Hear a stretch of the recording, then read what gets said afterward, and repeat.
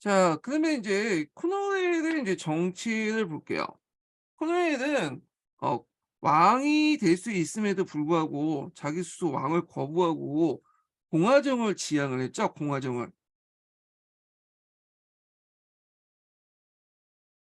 그렇지만 실제적으로는 이 사람은 군사 독재를 했다고 보시면 돼요. 각지의 군대를 파견해서 독재 정치를 했고 기존의 그 잉글랜드 왕보다 훨씬 더 강한 왕 그 권한을 행사를 했죠. 그리고 이 사람은 나름대로 의회를 중심으로 정치를 지향을 했지만 의회와 번번이 실패함으로써 이 의회와 갈등을 빚으면서 실패했다. 그래서 나중에 보면 인제 그 잠부의회 같은 것도 인제 해체시키고요. 예. 그리고 자기가 만든 조그만 의회도 하나 있는데 이것도 인제 큰의 갈등을 빚으면서 어떻게 해체했죠. 그래서 초창기 때만 좀 위해가 있었고 나중에는 아예 그냥 자기 혼자 독재했다고 보시면 돼요. 예. 그러면 인제 이 코노일이 그렇게 독재함에도 불구하고 어 뭐냐면 나름대로 국민들의 지지를 받았던 게 뭐냐면 두 가지 이유가 있는데 일단 중산 계층의 어떤 이득을 확실히 챙겼다는 거야. 그래서 그걸 대비 볼 수 있는 게 항해 조례 같은 것들을 인제 볼 수가 있고 그다음에 인제 해외 영토를 확장했죠. 그리고 인제 또 거기에다 막강한 군대 힘 이런 것들이 인제 뭐냐면 '독재를 가능케 했던 이유다.' 이렇게 보시면 될 것 같아요. 자, 그러면 내용을 한번 볼게요. 자, 왕의 처형으로 영국은 공화국이 되었다. 자, 합법적인 정부는 100 명이 안 되는 급진파 의원들만 남은 잠부의회가 였으나 실권은 쿠노의 군대에 있었다. 쿠노는 1653년 봄에 잠부의회를 해산하고요. 그래 갖고 인제 요 잠부의회가 인제 그 종속하는 동안 정부 행정이 국가 이익을 집행했는데 이때 잠부의회하고 인제 뭐 갈등이 좀 있었나 봐요. 예. 그래 가지고 이렇게 인제 해체시켜 버렸어. 예. 그리고 영국 행정사상 유일한 선문화법인 그 통치헌장을 인제 뭐냐면 제정하였다. 그러니까 영국 같은 경우에는 불문법 국가죠. 근데 성문법을 만들었어, 이 통치원장. 지금은 뭐 거의 영향력이 없지만. 자, 그리고 스스로 왕이 될 수 있음에도 불구하고 그냥 호국경이라는 이름으로 취임을 했죠. 예. 그래서 이 호국경은 기존의 왕보다 절대적인 권한을 갖고 있었다. 예. 그리고 있고 이 현장에 의해서 호국경 밑에는 3 년마다 선거로 구성된 의회가 있고 그다음에 20명 정도로 인제 구성된 국무회의가 있었으나 코노엘의 호국궁 정치는 군대를 배운 독재 정치였다. 그래서 인제 코노엘도 그래도 합법적인 정부 형태로 갖춰 보려고 의회를 소집했으나 이와 충돌했다. 예, 의회하고 맞지가 않아. 그러니까 좀 독재적 성격이 강하기 때문에 맞지가 않았고 해산시켜 버리고 1655 년에는 통계 그 단속법을 실시해서 을 실시한 감독한다는 명분 아래 전국의 소장을 배치하여 실시하는 배치한 실질적 군정을 실시했다. 이게 소장제인데 그러다 보니까 인제 1657 년에 국민들 불만이 높아지자 통제와 간섭을 통해 선거 순종자만 구성된 의회를 소집하였으나 요 의회가 뭐냐면 배어본 의회라고 있어요. 여긴 안 나와 있지만 배어본 의회,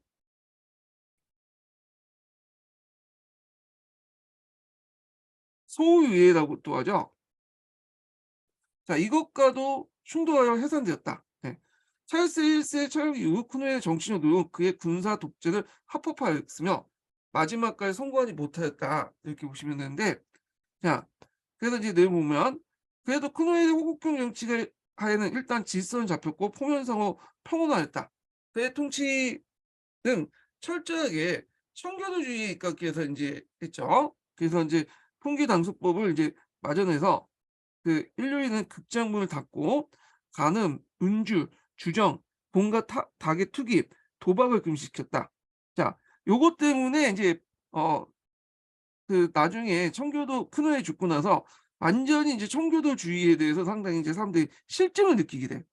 큰원에도 인제 그렇게 이렇게 막 자기 생활을 통제하고 막 그러니까 나중에 이제 왕정 복구할 때는 청교도 세력들이 많이 축소돼요, 이 큰원 때문에.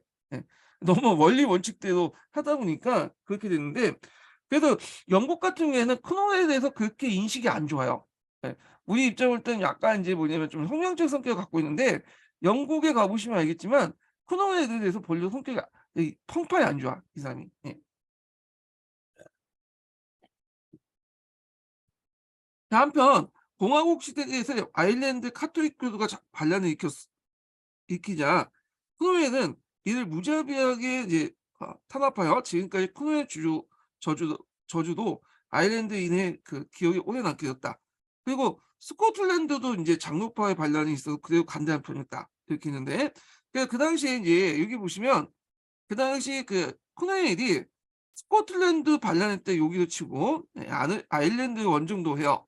이 두 이유가 뭐냐면 이 당시 이제 네덜란드 망명하에 있던 왕자 훗날 찰스 2 세가 스코틀랜드나 아일랜드 지지로 재기를 누렸어요. 예. 그래서 인제 있고 또 국내 앙당파 세력 역시 왕자를 연결해서 비밀리 움직였다.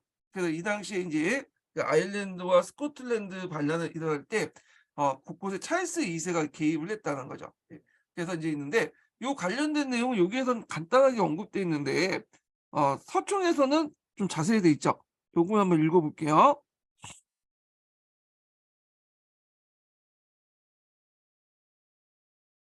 자, 크로에게 아일랜드 정복과 스코틀랜드 전쟁 보죠. 아일랜드 정복보다는 아일랜드 반란이 맞아요. 예, 여기는 제가 이제 잘못 썼는데 배경을 보면 아일랜드 귀족과 카톨릭 신도들이 찰스 2 세를 왕이 인정하죠. 예. 찰스 2 세는 프랑스로 이제 건너갔잖아요. 그래서 거기서 개인적으로 이제 카톨릭도 믿고 그리고 그래도 왕이니까 어 유럽에서 왕은 혈통이 있어야 된다고 하잖아요. 그러니까 이제 찰스 2 세를 왕을 인정하며 왕을 내세워 갖고 자기가 반란을 일으켰어. 예. 그래서 인제 요렇게 해서 했는데 그런데 전개 과정은 크로에 군대가 인제 좋아서 드레게더 전투에서 크게 대승해서 결국 아일랜드를 재정복했죠. 이 정복인보다 반란을 진압했다 이렇게 보시면 될 것 같아요. 그때 잔인한 그 복수로 인구도 인제 많이 감소했고 이 크로의 저주라고 하는데 그 당시 반란을 일으켰던 이제 아일랜드 지주의 토지를 몰수해서 영국, 잉글랜드, 스코틀랜드 신교들에게 분배를 해줘.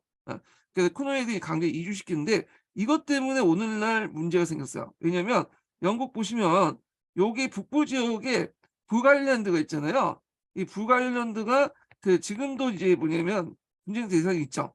여기가 뭐냐면 그 당시에 이주했던 영국, 스코틀랜드 또는 일부 아일랜드인들 중에 카톨릭의 개신교 이게 개종한 사람도 있었거든요. 거의 영국인이 됐던 사람들이죠. 이들이 이제 여기에 주로 몰려 살고 있었어요. 요게 그 북아일랜드 지역이 상당히 뭐냐면 그 상대적으로 다른 지역보다 인제 신교도 세력들이 많거든요. 그러니까 이들 얼스트라고 해 갖고 이 당시 이제 아일랜드가 독립할 때 요걸 포함시키냐 아니냐 가지고 뭐냐면 말이 많았던 거야. 예. 자 하여튼 이렇게 있는데 거기다가 인제 이 크노웰이 지금도 아일랜드 사람들이 진짜 욕을 쳐먹는데 그 이유가 뭐냐면 크노웰이 이제 했던 정책 중에 하나가 그 강제로 영어를 쓰게 한 거야, 영어를. 그래서 아일랜드는 원래 정통적인 게일러가 가는 게 있어요, 게일족. 예 켈틴족의 인제 그 켈트어의 한 일파인데 이 게일어를 쓰고 있었는데 이걸 이제 뭐냐면 쓰지 못하고 영어를 쓰게 되는데 어떻게 영어를 쓰게 하냐. 이거 완전히 지금 우리 그 일제 강점기 때 그 뭐 일본 한국어 쓰면 막 잡아 족치고 그 정도가 아니에요 이거는. 벌금 매고. 이게 아니라 어 여 그 게일러 쓰면 잡아서 죽여 버렸어. 일본 애들보다 훨씬 호독했죠. 거기 일본은 통치가 잘해봤자 기껏 30년 정도밖에 안 됐잖아요, 35 년. 근데 얘네는 몇백 년 동안 이런 통치를 받다 보니까 지금은 게일러가 잊혀졌어요. 그래 갖고 지금도 아일랜드에는 영어를 써, 영어. 근데 우리가 지금 일본어를 쓴다고 생각을 해 보세요. 자기가 예전에 통치했던 이렇게 혹독했던 인간들의 언어를 쓰고 있단 말이야 지금. 게일러 같은 경우는 서. 그래서 일종의 뭐냐면 좀 약간 유식한 사람들이 썼던 몇 마디 사자성어를 좀 쓰거나 아니면 이제 대학교에서 연구하는 언어 정도 요렇게 해서 인제 거의 죽은 언어가 됐던 거죠. 그만큼 인제 뭐냐면 '코나일이 미쳤던 영향이 크다.' 이렇게 보시면 되고요. 자 스코틀랜드를 볼게요. 스코틀랜드 찰스 2 세를 내셨었어. 예. 찰스 2 세가 스코틀랜드 입장으로 땐 예전에 왕이잖아요. 아 그래서 인제 찰스 2 세가 프로테스탄트 군주를 즉위할 걸 스코틀랜드에 약속했는데 근데 실제로 이 찰스 2 세는 카톨릭이었거든요. 하여튼 말만 그랬다는 거예요. 그렇지만 인제 결국에는 크롬웰 군대가 와 가지고 승리함으로써 찰스 2세가 다시 유럽 대륙으로 방면 갔다. 이렇게 보시면 될 것 같아요. 그요 관련된 내용은 그 서양사 총론에 있거든요. 그래서 서양사 총론에 있는 내용도 한번 읽어보시면 될 것 같고요. 예.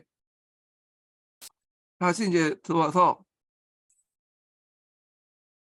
자, 영국 내의 문제를 해결한 크로에는 1651년에 그 유명한 항해 조례를 이제 발표했죠. 그 예전에 한번 기출에 나왔던 건데 요게.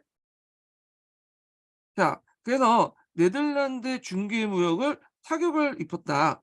그 항해 조례 내용을 보면요. 이 조치는 영국이나 영국 식민지의 상품을 운반할 수 있는 선박을 영국이나 상품 생산국의 선박을 한정된 것이다. 이로 말미암아 네덜란드와 전쟁을 했죠. 그래서 인제 전쟁을 발생했으나 코행 이에 승리했다. 이렇게 보시면 되고, 그래서 이제 그 네덜란드의 해상 패권이 영국으로 넘어가게 되는 큰 계기가 됐던 것이 항해조약인데, 이 항해조약에서 볼 수 있듯이 코행은 독재는 했지만 이 중산 계급의 어떤 이해는 중산계급의 어떤 이득은 챙겨줬죠. 예. 그래서 요런 내용도 좀 기억을 해 주시고요. 자, 항해법 관련된 내용을 제가 그 심화교재에 적어 놨거든요. 예. 여기. 왕해법 1651년에 이렇게 이제 있고요. 자,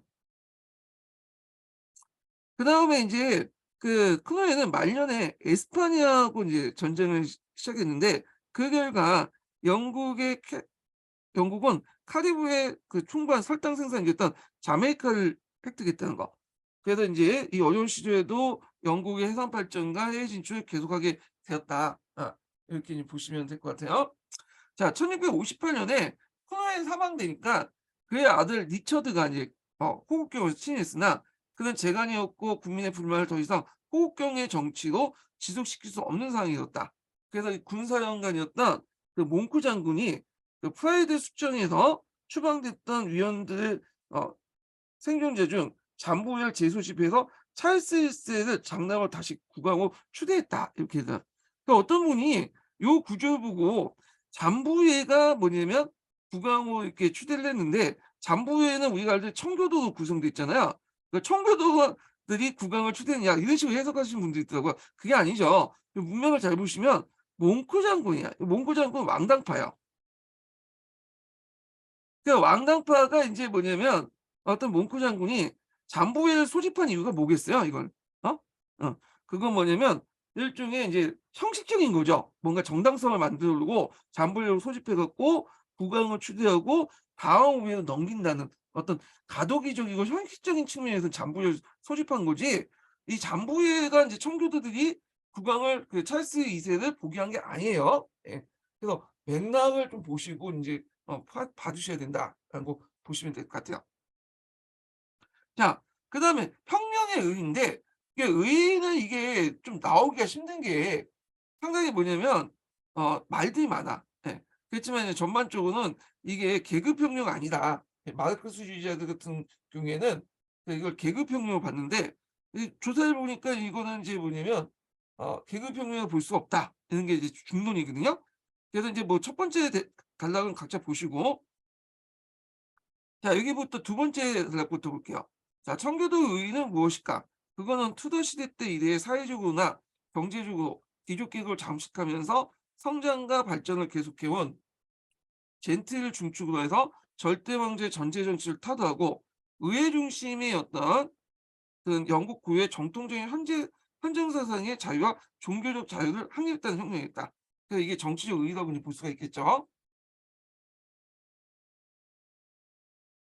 자, 왕정복구 그 뜻의 달성은 일시 중단됐으나 얼마 안 가서 명예혁명 그 뜻을 이루어지고, 더구나 당시 대륙에서 절대 왕조에 더욱 그 기반이 굳히면서 전성기를 향하고 있던 사실에 비추면 청교도 혁명의 의의는 자목 크다고 볼 수 있다. 그다음에 이제 사회경제 요인도 직접적으로 크게 작용되지 않았고, 요 부분은 이제 앞에서 얘기한 것처럼 이게 계급혁명이 아니라고 했잖아요. 예. 그렇기 때문에 우리가 이 프랑스 혁명처럼 어떤 어 그 사회 경제적인 큰 변화는 불러오진 않았어요. 예. 그래 갖고 인제 있지만 넓게 볼 때는 봉건제에서 뭐냐면 그 자본주의로 이행이라는 긴 낙을 볼 때면 청교도 혁명은 자본주의 발전에 매우 중요한 계기가 되었으며, 나름대로 이제 의미를 주니까 그 프랑스 영예처럼 이렇게 큰 변화는 없었다는 거죠. 예. 의회파 중심이 된 젠트리와 부유주의는 근대사 사회 발전에 지향된 세력 계층이었다. 자, 그러니까 프랑스 혁명처럼 딱 이렇게 선을 긋고 뭔가 정치 사회 경제적인 어떤 변화를 불러일으킨 건 아니지만 장기적으로 볼 땐 그렇다는 거예요. 이런 관점에 볼 때는 그 청교도 혁명은 프랑스 혁명 같이 그렇게 선명하지 않으나 넓은 의미에서 시민혁명의 범주가 볼 수 있다. 장기적으로 볼 때 그렇다는 거야, 장기적. 프랑스처럼 딱 떨어지진 않지만.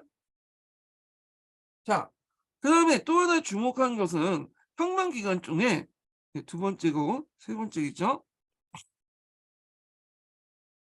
자, 혁명 기간 중에 당시는 가격하고 급진적이었으나 근대 사회의 밑거름이 된 사회 사상과 민주주의 사상이 심취하고 다양하게 전개되었다는 사실이다.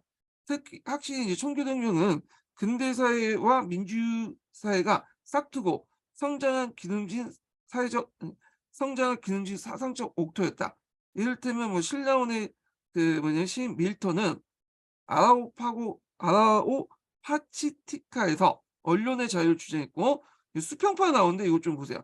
수평파는 그들의 정치 강령 인민협정. 요 인민협정 내용도 좀 기억을 해 두세요. 요 명칭하고. 그래서 인민협정에서 보통선거, 그다음에 의회 정기적인 소집, 과세 합리화, 법의 평등하고 공정한 운영 등 후대에 실제로 뭐냐면 실현된 중요한 민주주의 사상을 전개했다. 이렇게 있죠.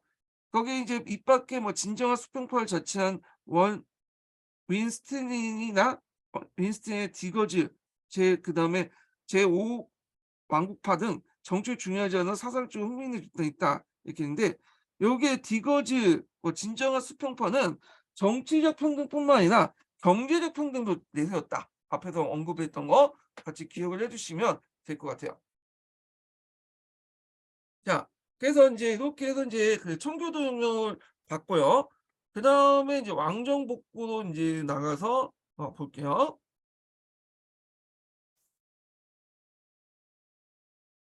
자, 이 왕정 복구에서 찰스 2 세가 있죠. 찰스 2 세는 앞에서 인제 말한 것처럼 이 사람 프랑스에 있다가 뭐냐면 가끔씩 인제 그 아일랜드나 스코틀랜드 반란에 또 이렇게 뭐냐 이름을 빌려주면서 와서 이제 또 반란도 같이 하고 했던 사람인데, 자 하여튼 이 사람의 정치는 앞에서 잠깐 언급했죠. 이 사람은 오랫동안 프랑스에 있었기 때문에 카톨릭교도예요. 그러니까 신교도가 아니에요, 개인적으로. 그렇지만 거기에다가 인제 또 왕권을 강화하려고 했죠. 그러니까 이 카톨릭을 좀 이용하려고 했어. 그래서 앞에 있었던 이제 전에 있었던 제임스 1 세나 찰스 1 세처럼 카톨릭 교도는 아니지만 약간 인제 뭐냐면 그 찰스 1 세죠. 찰스 1 세는 카톨릭 교도는 아니지만 이 친카톨릭 정책을 펴려고 해서 왕권을 강화하려고 했던 거와 또 플러스 이 찰스 2 세는 자기 자신이 또 카톨릭 교도였어요. 예. 요게 좀 있고 제임스 2 세도 마찬가지로 그 동생이었다. 자, 찰스 2 세는 왕정 복구에 처음 10 년간 조심스럽게 통치했다. 왕당파로 가득 찬 의회는 영국 국교회를 인제 뭐냐면 확립하고 클랜드법을 통해 알려진 일련의 보복 비국교도 세력을 제어하겠다. 이렇게 했는데 여기에서 좀 약간 서양사 개론에서 오해를 불러일으키는 게 뭐냐면 이게 왕당파라고 얘기하면 왕과 왕하고 뭐 친해진 그런 파 이렇게 인제 볼 수가 있잖아요. 근데 요 왕당파는 왕의 정책에 협조적이긴 했지만 이 사람들은 카톨릭 교도가 아니에요. 이들은 국교회파예요, 국교회. 예. 국교회고 상황에 따라서 왕과 또 대립할 수 있는 사람들이에요, 이 사람들은. 그러니까 협조적이라는 말을 써야지 요걸 또 왕당파로 해 갖고 우리가 생각한 골수 왕당파 이렇게 생각을 할 수는 없는 거예요. 그래서 이제 그 당시 의회는 주로 영국 국교회들, 주로 강교파라고 하는 중간파들이 장악하고 있었고, 이에 반해서 카톨릭 교도라든지 그다음에 이제 청교도는 세력이 약해진 상태였죠. 특히 청교도 같은 경우에는 크노엘의 정치 때문에 많은 사람이 청교도에 대해서 실증을 나고 있었어. 예. 자 하여튼 그 의회가 당연히 영국 국교회를 확립하려고 했고, 그러다가 근데 그 과정에서 찰스 2 세와 충돌하는 지점이 많겠죠. 찰스 2 세는 어떻게 하든 어떤 명목이든 신앙의 자유를 내세워 가지고 그 뭐냐 카톨릭을 좀 약간 종교 자유를 인정하는 방향으로 했고, 그걸 통해서 왕권을 강화시키려고 했던 사람이잖아요. 자, 그래서 인제 요렇게 있고, 그래서 클레란드 법으로 알려진 일련의 비국교도 제약법인데, 클레란드 법은 그 여러 법들을 얘기하는 거예요. 그래서 주로 인제 그 법들의 이제 공통된 법이 뭐냐면, 청교도에 대한 어떤 보복적인 거, 보복성이 강한 법들과, 그다음에 인제 카톨릭 그 있잖아요. 카톨릭을 견제하는 그런 법들로 인제 구성이 됐는데, 자, 하여튼 이때 비국교도의 제약을 갖고, 요때 비국교도는 이제 카톨릭, 그다음에 이제 그 당시에 이제 청교도들도 비국교도로 인식됐다고 했죠. 예. 그래서 인제 제약을 갖고 그렇게 엄격하게 실시되지 않았으나 심사용으로 비국교도의 공직 취임을 금지시켰다. 이렇게요. 예. 그래서 인제 이걸 다 이제 찰스 2 세의 가톨릭 정책의 반발 때문에 그렇게 했던 거죠. 예. 그러니까 요것만 보고 요거하고 이해가 안 되는데, 요때 왕당파라는 개념은 우리가 골수왕당파로 생각하면 안 되고, 협조적이었지만 그 뭐냐면 국교가 다수고 사안에 따라서 왕과 대립된 사람도 구성됐다, 이렇게 인식을 하시면 돼요. 그래 가지고 밑에 문장을 이해할 수 있어. 그러면 심사령이 뭐냐? 심사령이,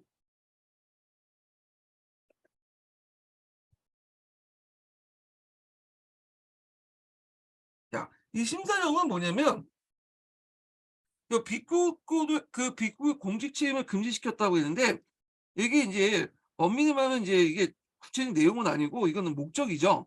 어 이거는 내용은 뭐냐면, 그 공직 취임 시 뭘 해야 되냐면, 국교도의 의식에 따라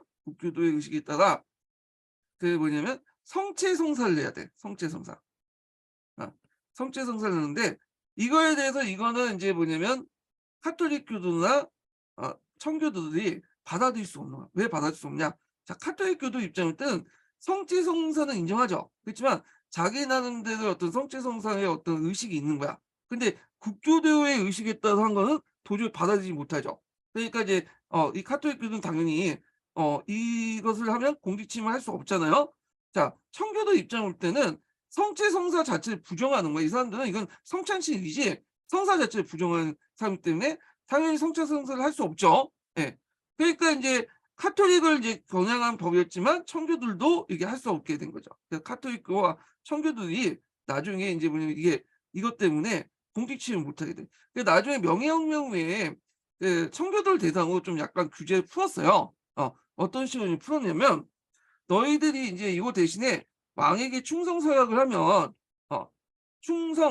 하면 너네 그 관리시켜 주겠다. 근데 청교도 입장은 이것도 차별이라는 거죠. 우리가 왜 별도로 신앙의 문제 때문에 너네들에게 왕한테 충성을 해야 되냐.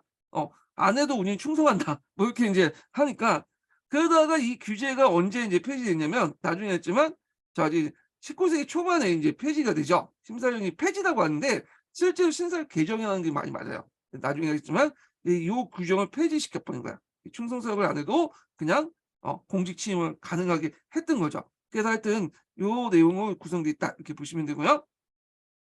그러나 비국교도 수는 많이 줄지 않았고, 상공업이나 항공 분야에 진출해 영국의 사회생활에 무시할 수 없는 존재가 되었다.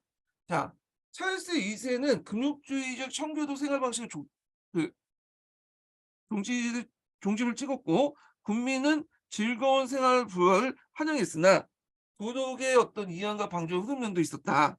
이건 뭐 뒤에 내용은 뭐 저자의 생각인 것 같고, 서기에 보면 좀 약간 보수적인 것 같아. 좀 말하는 거 보면 민중의 어떤 봉기를 뭐 반란이라고 한다든지 뭐 있는데, 하여튼 그래요. 이건 개인적인 주관적인 생각 같고, 자, 찰스 2 세가 왕위를 튼튼하게 지자 도보 민약으로 이제 프랑스의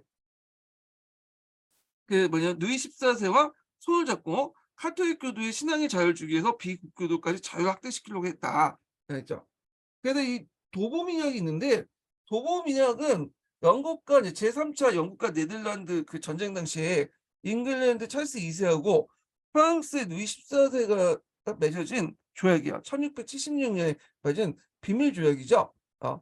그래서 인제 그 당시 인제 그 찰스 2 세는 누이 14 세로부터 보조금을 얻고 잉글랜드에 있어서 카톨릭 부흥 및 프랑스와 함께 네덜란드와 개전을 할 것을 약속했어요. 거기에 핵심적인 거는 뭐냐면 카톨릭 부활에 있는 거죠. 부흥. 그걸 뭘로 누이 14 세에서 약속을 한 거야. 그것도 루이 14세에서 돈을 받았죠. 예. 자, 하여튼 프랑스의 미학은 이보다 앞서 네덜란드의 전쟁, 제2차 네덜란드 전쟁인데 요 도보미학은 제3차 네덜란드 전쟁이에요. 그래서 영국이 획득한 뉴 암스테르담의 소유를 보장하는 것이었으나 자, 위에나 환영을 받 위에나 국민의 환영을 받지 못했다.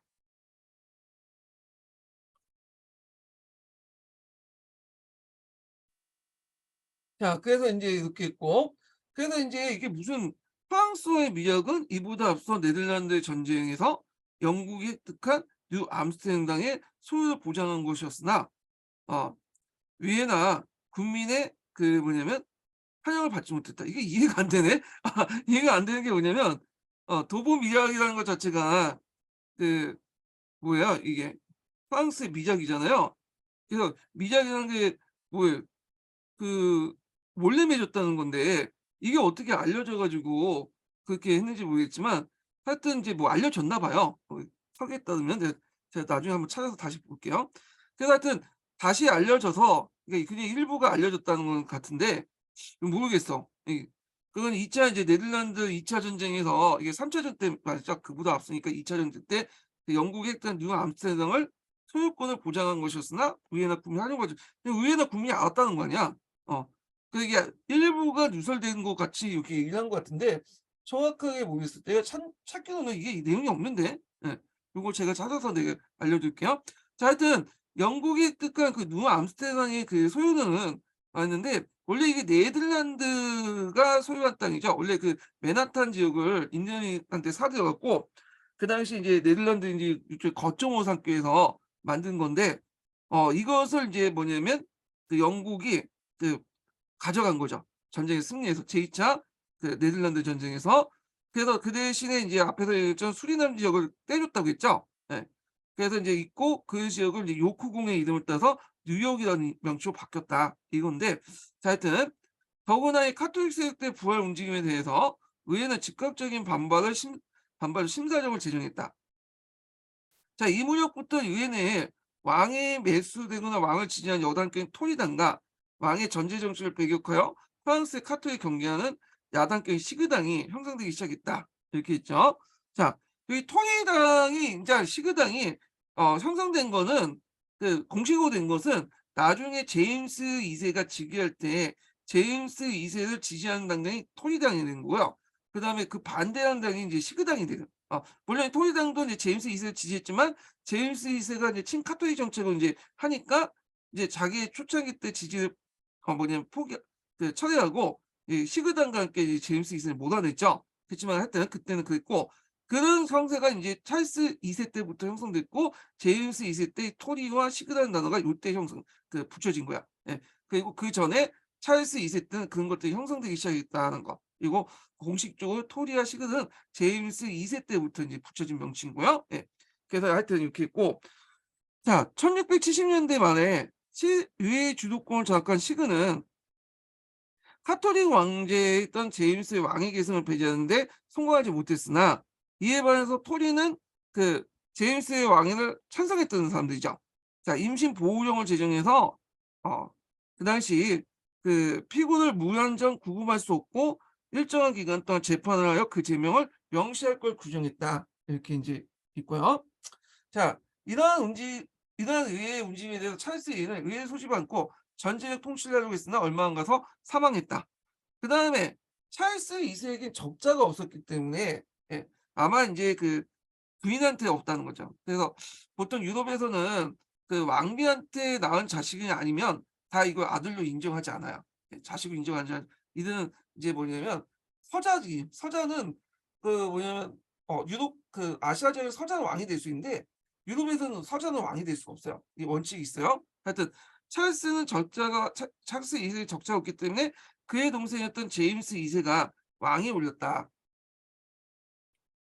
자, 그래서 인제 그의 치세의 시작을 찰스 2 세의 서자 머머스 공이 반란 사건에 대한 피해 재판으로서 알려진 관련자에 대해 무자비하게 대항으로 처형을 시작했다. 이렇게 했죠. 예. 자, 그는 찰스 2 세와 달리 카톨릭을 이게 뭐야? 그는 찰스 2세와는 달리 카톨릭으로 나섰으며 카톨릭 교도를 정부 고위직이나 군대 장교 그리고 대학을 임명하여 1687년 의회를 무시하고 간영선언을 반포하여 카톨릭을 비롯한 모든 비국교도의 신앙의 자를 선포했다. 이렇게 하죠.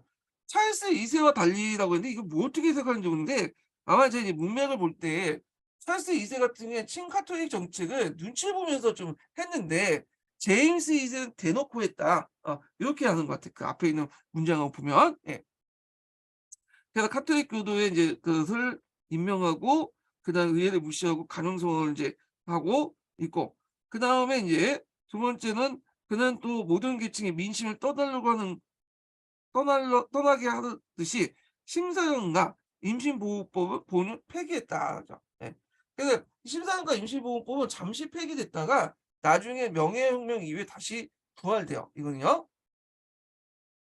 자, 그리고 상비군을 설치해서 런던 궁교에 주둔시켰다. 아, 그래서 이제 그 제임스 2세는 드러내놓고 카톨릭의 완전한 부활과 의회 없는 자의적인 전체 정치를 포방한 것이다. 그래서 요 찰스 2세는 좀 눈치를 봤지만 얘는 드러내놓고 이제 했다. 이게 차이가 있다는 요게 요거와 연결돼서 이제 읽어보시면 될 것 같아요. 앞에 있는 문장하고 연결해서 보면. 네.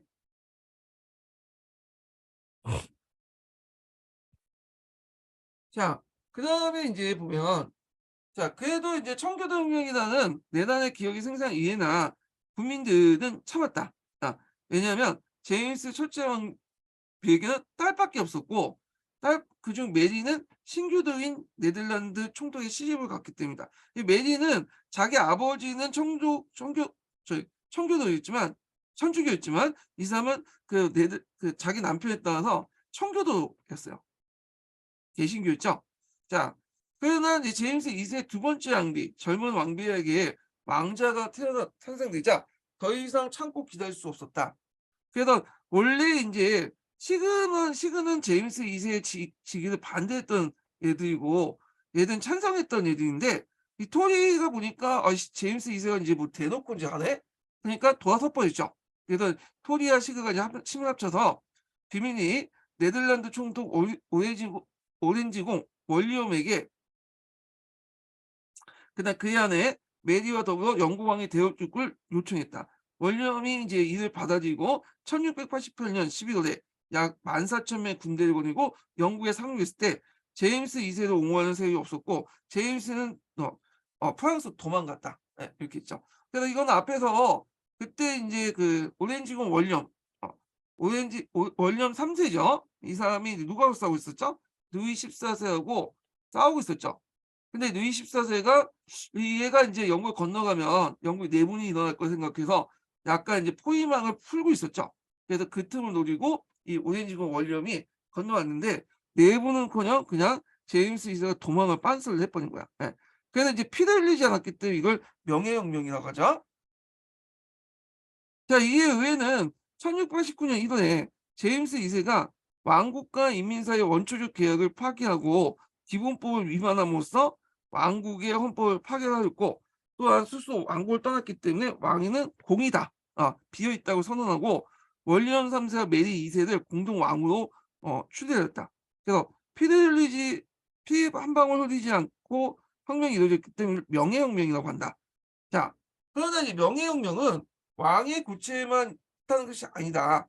위에는 월리엄 3세와 메리 2세로 하여금 왕위를 이제 받아들인 동시에 권리장정. 요거 예전에 기출문에 나왔죠. 그래서 인제 그 영국의 3대 헌정 그 문서 중에 하나인 권리장정을 승인시켰다. 그 주된 내용을 보면요. 요것도 인제 좀 외워 두셔야겠죠. 자, 종전에 이제 권리장정, 권리청원이나 마그나 카르타 대영장에 있었던 내용들을 뭐냐면 재확인한 것들이 많아요.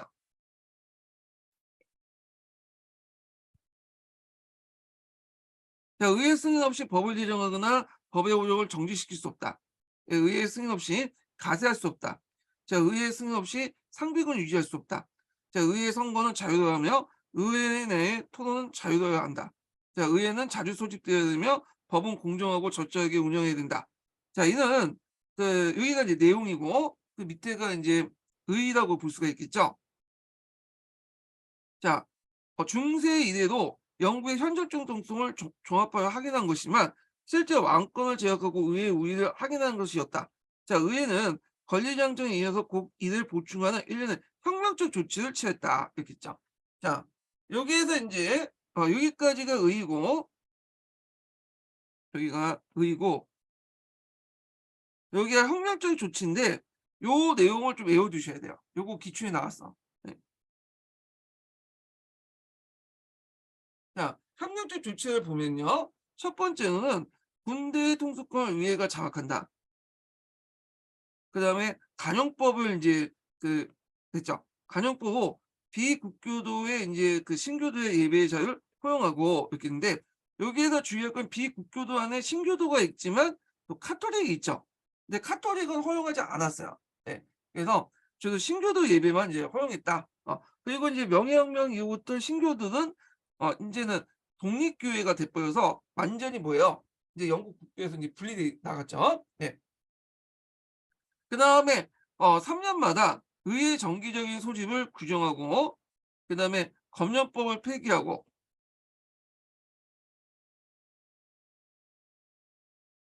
언론과 출판의 자유를 보장했다. 그리고 인제 메리의 누이 동생으로서 윌리엄 3 세의 계산 옛 여왕에게 후계자가 없었기 때문에 의회는 왕위 계승법으로써 영국 왕은 영국 국교에 소속한다고 규정함으로써 제임스 2 세의 후손의 왕위를 봉쇄했다. 그래서 그 앞에 인제 보면 그 제임스 2 세가 있고 인제 있는데 제임스 2 세의 딸이 2명 있었어요. 이게 인제 누구냐면 메리하고 옌이야. 아. 그래 갖고 그 뭐냐면 메리가 이제 왕이 됐으면 얘 죽으면 옌이 이제 왕위가 되겠죠. 근데 얘는 인제 뭐냐면 그 요렇게 그 밑에 자식이 없었어. 예. 옌 왕은. 그래서 여기까지가 딱 스투어트 왕조가 끝난 거야. 만약에 이제 근데 만약에 이런 법을 안 만들었으면 왕위 계승법 안 만들었으면 그 메리와 옌이 이거 신교도니까 얘는 다행인데 두 딸은 그 밑에 인제 스투어트 왕실 중에 하나가 또 왕위가 될 수 있잖아요. 근데 스투어트 왕실 자체가 약간 이제 뭐냐면 저쪽 그 카톨릭 애들이 많아. 그러니까 믿을 수가 없는 거죠. 예. 그리고 제임스 2 세의 후손들이 또 와 가지고 혈통이 인제 그 뭐냐 직계는 아니라도 반계 쪽으로 인제 해 갖고 왕위를 요구할 수 있잖아요. 그러니까 왕위 계승법을 만들어서 메리와 옌까지만 인정해 주겠다. 그래서 그 후부터는 인정 안 하겠다. 해 가지고 결국에 제임스 2 세의 그 반기 혈통을 다 끊어 버리고 신교도인 하노버 왕실의 왕위 계승을 인제 원하게 됐다. 그래서 이 하노버 왕실은 그 스투어트 왕실하고 왕족하고는 좀 거리가 먼 그러니까 투도 왕족 쪽으로 이렇게 해서 먼 친척벌이 있는 왕족이거든요. 그래서 이제 하노버 왕실을 왕위 계승했다. 이렇게 기억을 해 두시면 되고 요게 이제 하노버 왕조죠.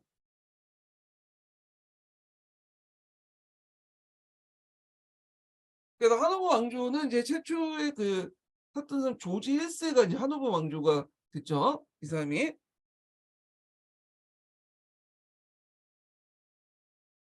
예.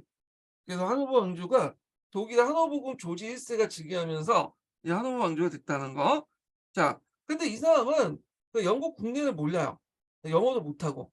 그러니까 이 사람은 인제 그 주변에 있는 그 좀 많이 아는 사람들에게 그냥 넘겼죠. 그래 가지고 그때 인제 그 하노버 왕조가 인제 부터 내각이 형성돼 갖고 내각이 정치를 하게 되죠. 그래서 인제 의회 중심의 어떤 입헌 정치가 발전되면서 의회 다수당이 내각이 조직하고 이때부터는 국왕은 군림하나 통치하지 않는다라는 영국적 정통이 마련됐죠. 예. 그래서 인제 요렇게 기억을 해 두시면 되고요. 지금까지 영국이 왕정을 계속 유지하고 있었잖아요. 그 이유가 뭐냐면 그 앞에 크롬웰의 어떤 그 기억 때문인데요. 크롬웰 같이 유능하고 독재적인 인물이 뭐냐면 그 나라를 통치하면 피곤해진다는 거야. 그래서 뭐냐면 상징적으로 누가 왕이 되든 그러니까 무능한 아니 그러니까 누가 왕이 되든 크롬웰 어떤 정치적 지도자는 있어야 될 거 아니야, 한 나라에. 어떤 그 대빵은 하나 있어야겠죠. 근데 크노엘 같은 대빵이 뭐냐면 통치라는 걸 막기 위해서 그 유능하고 아주 지금 뭐냐면 상당히 피곤한 인물을 막기 위해서 왕이라는 존재를 형식적으로 만들어 놓고 그 밑에 있는 사람이 인제 뭐냐면 이렇게 권력을 나눠 갖는 게 제일 이상적인 사회라고 생각한 거야. 그래서 왕은 무능해도 괜찮아. 어차피 정치는 안 해도 되니까. 그러니까 상징적인 존재는 필요할 거 아니야.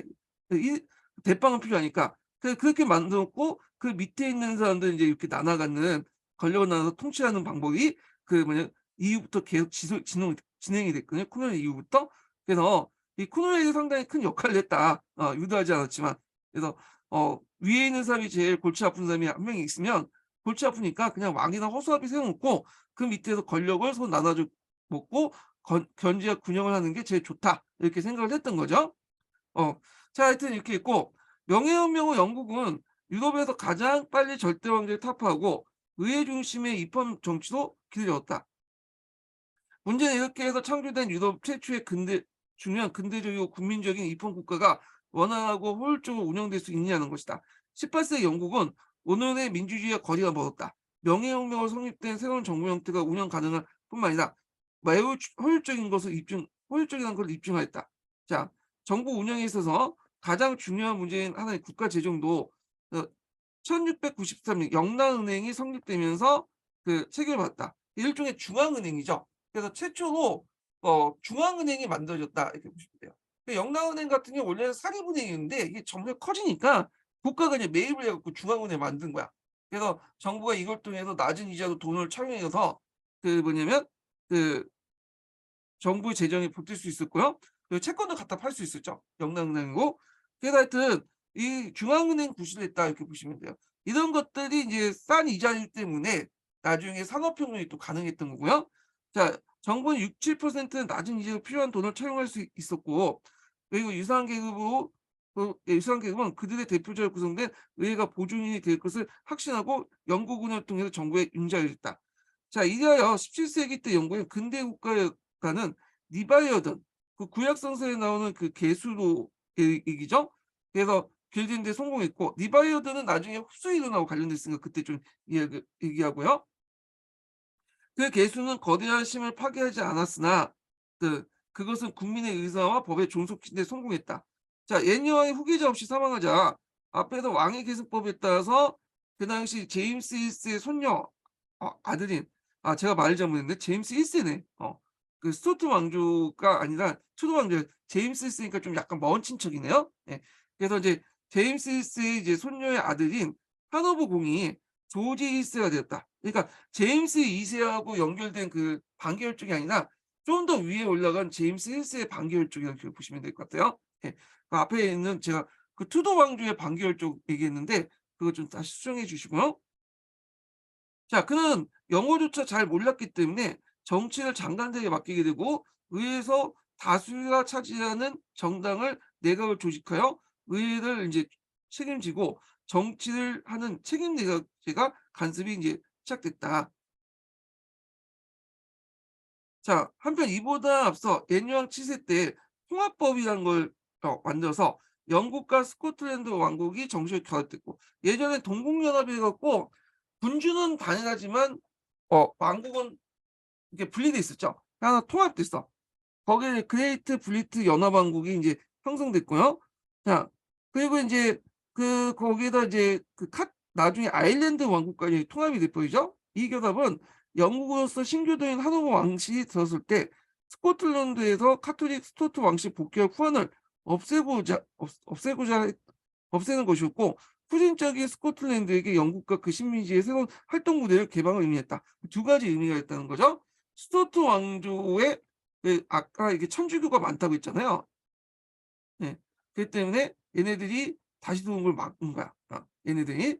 그리고 인제 두 번째로는 후진적인 스코틀랜드인들에게 영국과 그 식민지의 새로운 활동 구대를 개방했다. 그래서 스코틀랜드인이 상당히 이제 잉글랜드에 이렇게 편입되면서 이게 나름대로 인제 좀 약간 기세를 올렸죠. 예.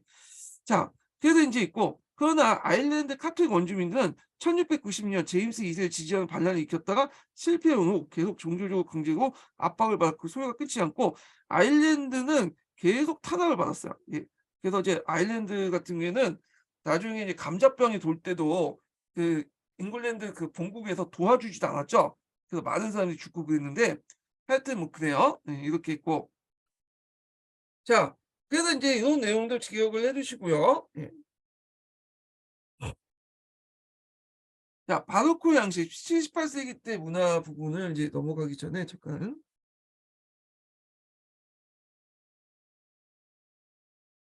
음.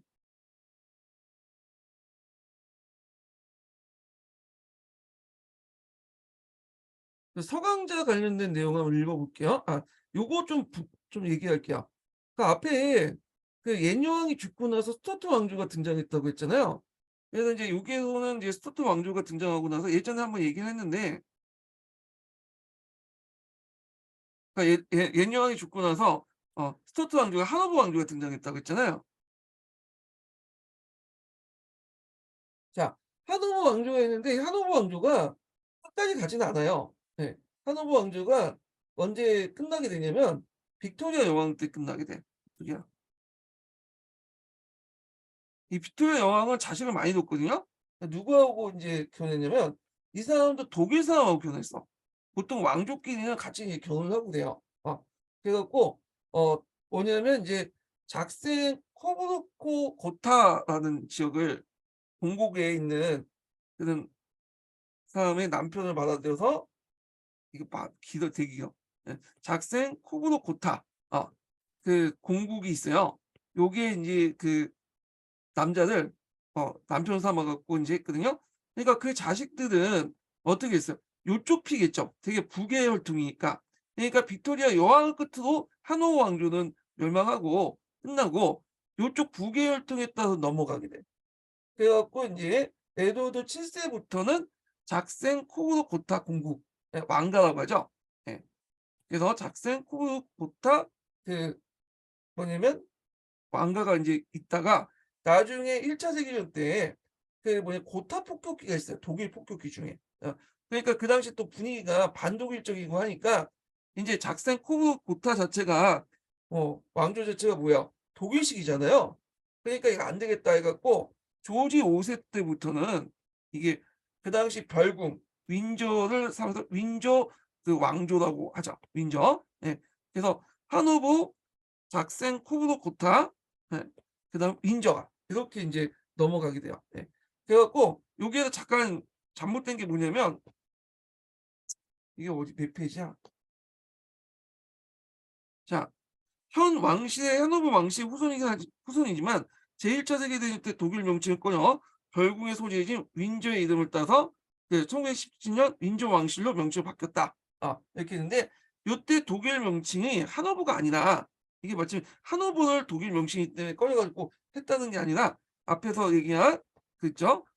작생 코브로 고타, 왕조였는데 이 고타 폭격기라는 명칭도 있고 그 당시 반독일적인 정서를 고려해서 윈저로 이름을 바꿨다. 윈저로 윈저 왕실이 됐다. 이렇게 좀 보시면 될 것 같아요. 중요한 건 아닌데 여기 서양사 개론이 좀 잘못됐어. 여기 내용이 읽다 보면 잘못된 게 많이 보이더라고요.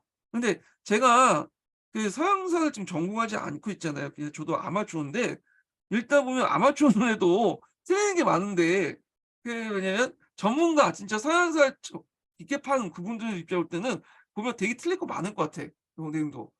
하여튼 뭐 그렇게 있고, 제가 그래서 인제 게시판 하나 만들었죠. 그래 갖고 이제 카페 가 보시면 그 대론서나 뭐 교과서에 잘못된 내용들을 적어 놓고 한 게시판이 있어요. 그래서 그걸 했는데 지금 3 개의 글을 올렸나? 많이 올리려고 했는데 제가 학교 등 해 갖고 시간이 없어 가지고 잘 올리지 못했는데, 최대한 시간 낼 때 이런 것도 한번 올릴 예정이에요. 예. 많이 봐 주시고요. 자, 하여튼 서강자 읽죠. 279 페이지. 예. 자, 서강자의 인제 잉글랜드 내전 관련된 내용 한번 읽어 보겠습니다. 예.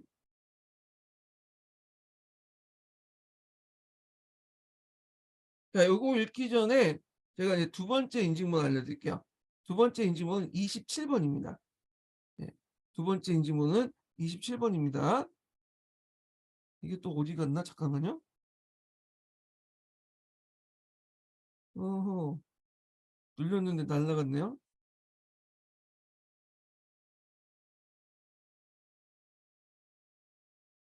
이게 몇 페이지야? 279 페이지죠?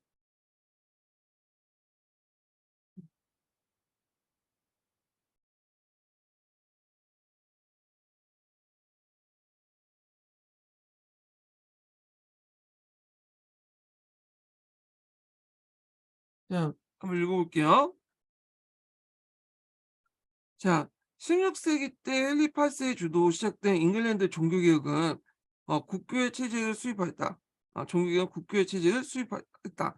그러나 국교회 별개로 칼빈파 역시 꾸준히 성장해 16세기 말 그 숫자는 약 600만 명 중에 전체 인구 중에 10%를 다했다. 자, 잉글랜드 국왕은 국교회 수장으로 인정하기를 거부한 카톨릭은 약 3%에 불과했다. 자, 칼빈파 비율은 프랑스와 비슷했지만 부분적으로 개혁적이었던 잉글랜드 국교회는 칼뱅파를 통제할 수 있었다. 게다가 칼뱅파는 온건파와 급진파를 비롯한 여러 분파가 나는데 서로 견제했다. 그래서 국교회 자체가 칼뱅파 교리를 받아들인 거예요. 근데 그 국교회 교리와 이제 그 천주 카톨릭을 어떻게 정복시키냐에 따라서 이제 여 분파가 나눠지게 된 거죠. 자, 급진파 중에 국교회 성직자의 계소제의 폐지 및 독립적인 교회 질서를 주장한 청교도파가 있었다. 엘리어스 1세 이후 카톨릭 계승자들이 왕이 오르면서 개혁의 속도가 더디지자 17세기 이후 청교도 주장은 힘을 뭐냐면 얻기 시작했다. 네, 이렇게 있죠. 자, 사회적으로 잉글랜드는 지주계층의 힘이 상대적으로 강한 데다가 처음부터 해외시장에 개척해 나간 양모 사업이 14세기부터 발전함으로써 상업적 농업이 일찌감치 발전했다. 자, 이 과정에서 봉건적 지주층의 상업적 지주층으로서 전환 내지 봉건 지주층의 부유주화가 잉글랜드 혁명 이전에 이미 크게 진척되는데 이런 이후 강력한 경제적 기반을 지니고 등장하기 시작한 상공업 계층의 지지를 받으며 혁명을 주도했다. 요 사회 경제적 배경은 여기 있는 것보다는 저기 이제 석에 있는 게 더 자세하게 돼 있죠. 예. 자, 그다음 잉글랜드 혁명은 절대주의 추구한 왕권과 의회 대립으로 시작되었다. 엘리어스 1세를 마지막으로 수도 왕조가 단절되자 스코틀랜드 왕이었던 제임스 6세가 제임스 1세도 잉글랜드 왕을 계승하고 스토트 왕조가 시작되었다. 자, 제임스 1세와 그를 뒤인 찰스 1세는 그 잉글랜드의 정치적 상황을 무시하고 이 왕권 신수설을 신봉하면서 의회에 드립했다.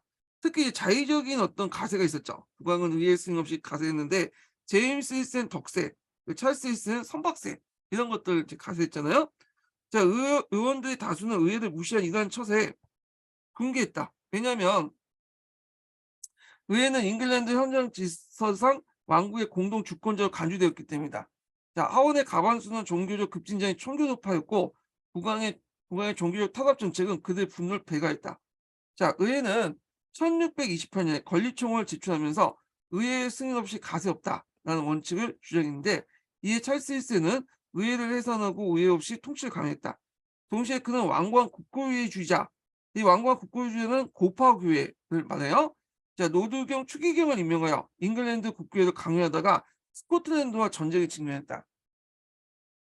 그러나 모든 재정 자원이 고갈되자 찰스 1세는 새로운 정비를 마련하기 위해서 의회의 도움을 청할 수밖에 없었고 그러나 11년 만에 소집된 의회는 먼저 왕권을 제거한 대대적인 개혁을 추진했다.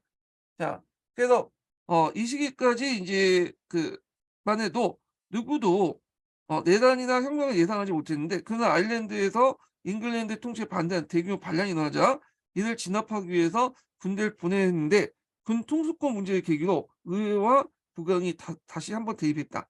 자, 그 앞에 인제 뭐 단기 예외가 있고 그다음에 장기 예외로 넘어가죠. 이게 좀 생략됐는데 자, 의회는 국왕의 대간주를 제시하면서 찰스 2세와 대립을 했고 결국 1642년 여름 내전을 발발하고 혁명이 시작되었다. 자, 내전 초기 군사적으로 우세한 왕당파에 고전했던 의회파는 군사 지도자였던 쿠노웨이 등장하면서 전세를 역전시키고 1645년 쿠노웨이는 신영군은 철기군을 재편성한 부대죠. 네스비 전투에서 결정적인 승리를 거뒀다. 그리고 그러나 승리한 의회는 장로제를 주장하면서 장로파와 그다음 각 교파의 이제 자유를 주장한 독립교회를 주장한 독립파로 분열됐고 독립파 내지는 내에서는 급진적인 수평파가 등장했다. 자, 이러한 내부를 틈타서 왕은 다시 스코틀랜드 피신했으나 크노에게 패배해 포로가 되었다. 자, 의회 내 다수파는 왕을 처벌하는 데 미온적이었지만 크노에는 프라이드 대형을 시켜서 장로파 위원들을 수청하여 찰스 1세를 처형했다. 자, 국왕의 처형으로 잉글랜드는 이제 공화국이 되었다. 자, 급진파 위원만이 남은 잠부위가 있었지만 실권은 코노의 군대가 장악했고요. 자, 1642년부터 1651년 내전은 프랑스 내전에 비해 전반적으로 덜 참혹하게 여겨지지만 대규모 약탈과 농촌의 파괴로 인해 전쟁의 감정적 어, 영향은 마찬가지였다. 국왕에 맞서 의회 다수를 구성했던 청교도파에 의해 징집된 22,000명의 직업군인 신영군은 농촌 마을의 뿌리 깊은 이교도 정통의 계절 축제와 그다음에 가장 행렬, 오락, 댄스, 음주 등을 강제로 일수하면서 주민들의 복리를 양식시켰다. 요거는 이제 뭐와 관련된 거냐면 통기당속부와 관련됐죠. 그때 이제 그 군대를 마을 곳곳에 파견했잖아요. 그래서 일종의 소장제라고 하죠.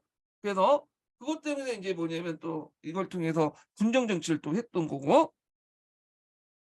자, 주민들은 그 칼뱅파의 도덕을 강조하는 선교사가 더불어 공화주의 신정 정치 주민들에게는 칼뱅파의 도덕을 강조한 선교사들과 더불어 공화주의적 신정 정치가 추진된 것이다. 그러니까 쿠노에는 1653년에 잠부회를 해산하고 통치 현장을 제정해서 호국경을 취임했고 이로써 사실상 군대형 독재 정치가 시작됐다. 통치 현장은 최초의 성공법이자 마지막 성공법이죠. 예. 자, 하여튼 이렇게 있고요. 자, 이 신정 정치의 지배자 올리버 쿠노에는 젠틀리 출신의 청교도로서 시험군의 지휘관이었다. 의회를 해산 후에 쿠노에는 자기 입맛에 맞춰 새로운 의회를 구성했지만 베어본 의회, 소의회를 말한 거죠. 대부분 의회와 동의 절차 없이 통치했다. 이 의회도 또 해산했어요. 예. 스코틀랜드와 아일랜드가 내전 당시 청교도에 맞서 싸웠기 때문에 쿠노에는 스코틀랜드 장로파와 아일랜드 카톨릭을 난폭하게 진압했고 또한 해전에서 네덜란드 에스파냐를 차로 격파해 대서양의 잉글랜드 해군을 크게 향상시켰죠. 그리고 이제 에스파냐부터 자메이카를 얻게 되죠. 그래서 이제 그 네덜란드와 이제 전쟁은 1 차 그 네덜란드 전쟁이 있었고 이때 그 1 차 네덜란드 전쟁을 말한 거고 찰스 2세 때는 2 차, 3 차인데 그 2차 때 인제 얻었던 뉴 암스트랑을 도보미작에서 확인했다. 뭐 이런 내용인데 앞에서 제가 이제 그걸 좀 확인을 해 볼게요. 미작인데 어떻게 이게 알려졌는지 모르겠는데 그 왜 일부가 알려졌나? 자 한번 제가 확인 해 볼게요. 자, 그러나 의회내 젠틀리나 항구적인 재정, 군사 국가의 존재를 점점 더 드러했고 의회는 쿠노에 대한 자금 조달을 거부하기 시작했다. 1658년 쿠노에게 사망한 후 그의 아들 리처드가 홍콩을 침입했으나 국민의 분만으로 이 체제는 더 이상 유지되지 못했고 몽크 장군에 의해서 찰스 1세 아들 찰스 2세가 왕에 올라 왕정 복구가 이루어졌고 스투어트 왕가와 잉글랜드 국교회가 복귀하는 데 3 년째 걸리지 않았다. 이렇게 보시면 돼요. 자, 이때 잉글랜드 국교회라는 것은 청교도 극좌파로부터 몰아내고 중도파들, 정통 교리, 그 강교파들이 지배하는 국교를 얘기해요. 예. 자, 처음에 신중한 모습을 보였던 찰스 2세는 1670년부터 전제적인 통치를 시도했다. 그래서 이 시기에 의회 토리파와 시, 시, 시급파가 형성됐고 1685년 찰스 2세 계승한 제임스 2세는 카톨릭을 옹호하면서 자의적인 정치를 실시했다. 그래서 토리파는 제임스 2세 지지를 했던 거고 이 사람은 시급파는 반대를 했던 거고 그래서 이제 이때부터 토리파와 시급파가 예전부터 형성됐지만 꼬리표는 제임스 2세에 즉위하는 과정에서 이렇게 붙여진 거야. 이거는 예. 자, 그는 재정 군사적인 중앙 집권을 추진하면서 카톨릭 우대 정책을 추진했다. 이전 이전처럼 국왕은 이제 의회 소집을 최소화하고 의회 동의 없이 재정을 확충하려고 했다. 그래서 3만 명의 상비군은 주로 런던 인근에 주둔하면서 전쟁보다 의회를 확보하는 용도로 사용했다. 예. 그래서 이제 이렇게 했고요. 자, 그건 아마 이제 찰스 2세의 경험 때문에 그래요. 찰스 2세가 군대가 없으니까 외곽을 갔다가 런던에서 이제 소집된 군대에 의해서 진압당했잖아요. 예, 이런 것들 염두에 둔 것 같고 자 이에 이제 의회가 반발해서 1688년에 네덜란드 총독이었던 나사오 오란의 원리엄을 예, 그 군대에 끌어들이자 제임스는 프랑스로 도주했고 의회는 원리엄과 그의 아내 메리 2세죠. 메리 2세를 공동 국왕으로 추대했다.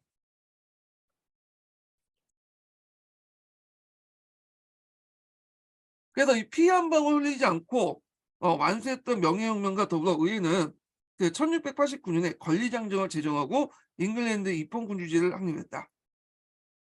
자, 청교도혁명과 명예혁명 두 차례 혁명을 겪은 잉글랜드는 17세기 말에 이어 강력한 재정 군사 국가를 부여했다. 앞에서 얘기했지만 이제 절대주의 시대 때 이 재정 군사 국가가 주 목적이었죠. 그 앞부분은 이제 서강대에서 강조한 내용이니까 한번 그 찾아서 읽어보시고, 강력한 해군을 유지하고 군사비를 아낌없이 지출한다는 점에서 잉글랜드 정부와 개인 투자자들이 이해관계가 맞아떨어졌고, 왜냐하면 여기 강력한 해군을 유지해야지 강단 식민지나 그다음 중개무역이나 이런 것들은 이제 계속 할 수 있잖아요. 예.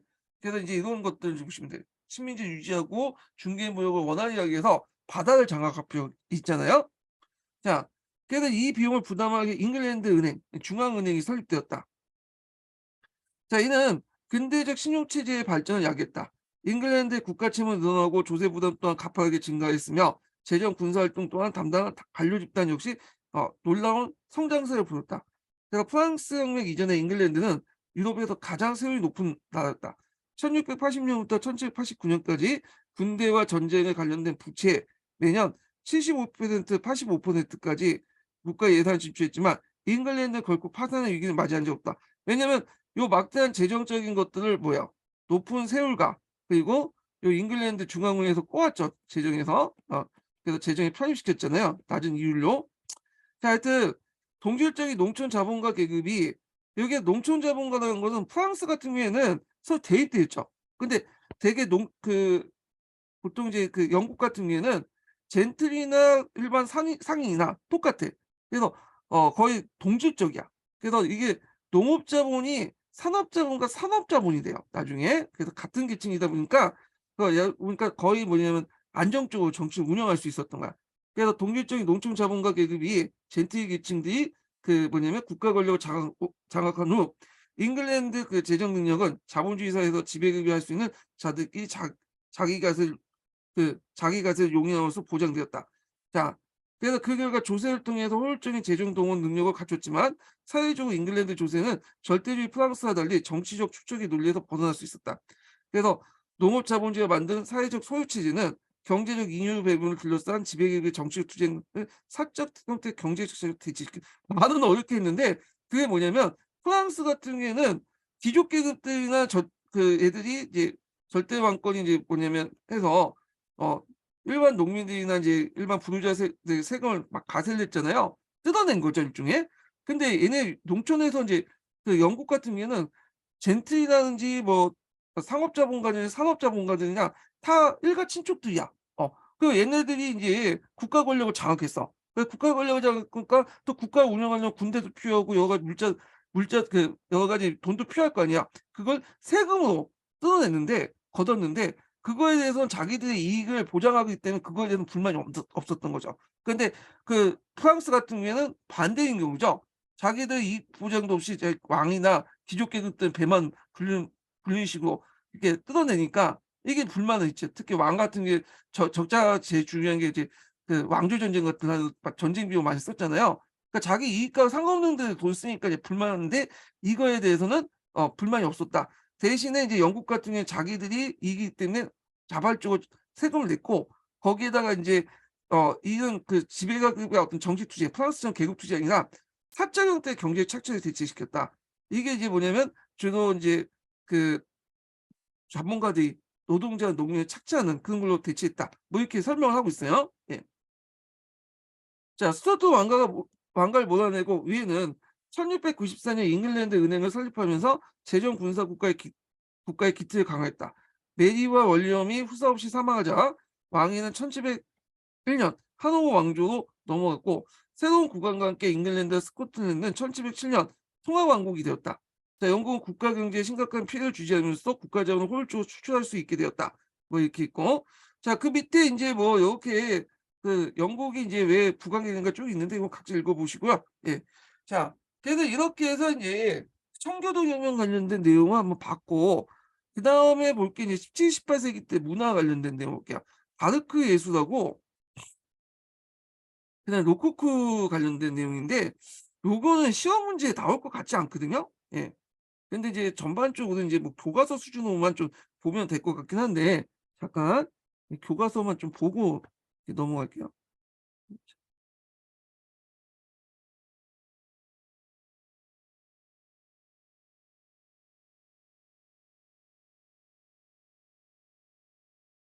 자, 여기 보면 어 이게 어디를 읽어야 되냐? 잠깐만요.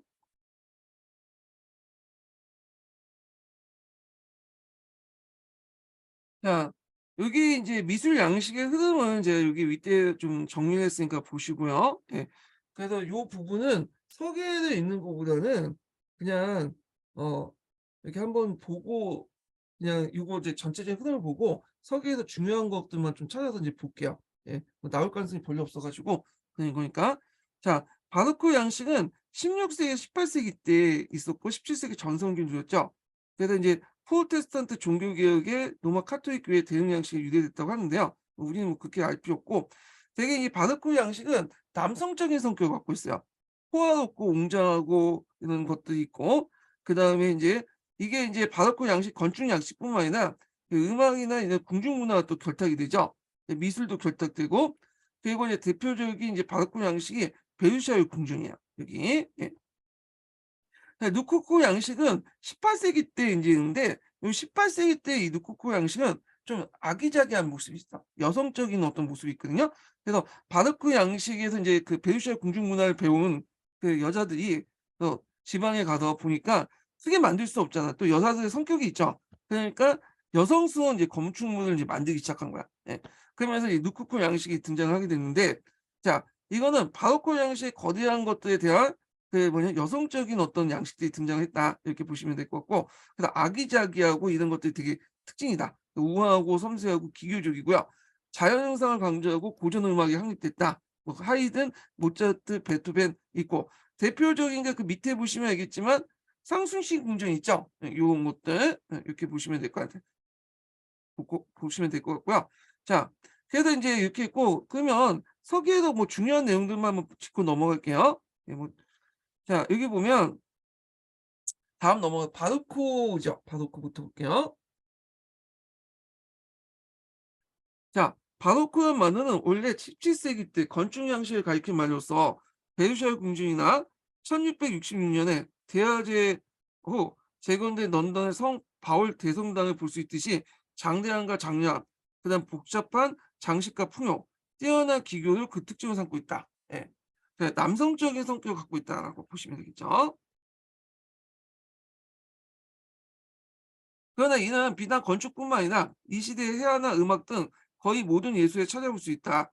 그래서 베르사유 궁전의 기하학적인 기본형으로 그 질서와 안정을 나타나고 있으나 그것이 완성된 안정이라기보다는 그 속에 대립과 갈등, 불안과 긴장을 내포하고 있다. 뭐 과도한 경우에는 기계학 어 대기한 세부적 장식과 건축, 폐하에 있어서 격렬한 움직임 등이 오히려 불완전한 소유스러운 인상을 주기도 한다. 뭐 이렇게 읽고 한번 읽어보시고요. 폐하에서도 이제 바르코 양식의 특징이 나타나고 있으며 기교문에서 주목을 끄는 특징은 선명한 색채나 명확한 선보다는 강성과 음영의 미묘한 대조와 단계 색조의 결합이다. 뭐 이거 있는데 이렇게 하고 넘어가시면 되고 자 바로크 음악도 있죠. 그래서 바로크 음악은 근대 음악의 새로운 경기를 열고 오르간을 비롯해 각종 악기의 특성을 유감없이 발휘했다. 그래서 인제 대표적인 사람들이 나오는데 그중에 바흐와 핸델 같은 사람도 있죠. 예. 이런 사람도 있고 그다음에 인제 18 세기 때 등장한 게 로코코 양식이죠. 마지막 보면. 자 이와 대비해서 18 세기 이르면 미술에서 바로크 양식의 스케일이 작아지고 역동적인 것을 주면서도 우아하고 섬세하며 기교적인 로코코 양식으로 변했다.